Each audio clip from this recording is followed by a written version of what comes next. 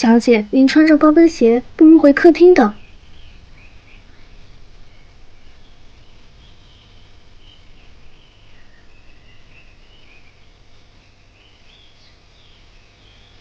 对不起，您拨打的用户暂時無法接通，請稍後再撥。Sorry。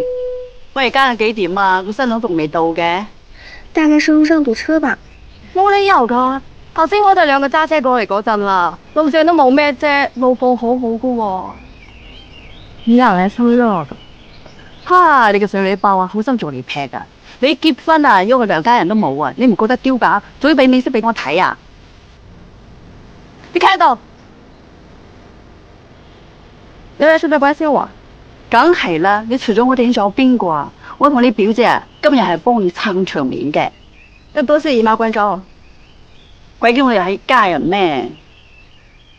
姐，即係我依家都未到，一個婚同記唔記啊？一直講咁多，不如先嚟我屋企識一下。吹咩啊？人哋萬一會娶咧，真係俾你激死。姐恨假啊嘛，佢中意倒貼，人哋唔嚟，我自己去咯。若不是葉先生重傷住院，你哋自己都遞噶啦，葉生佢唔可能嚟噶啦，絕不可能啊！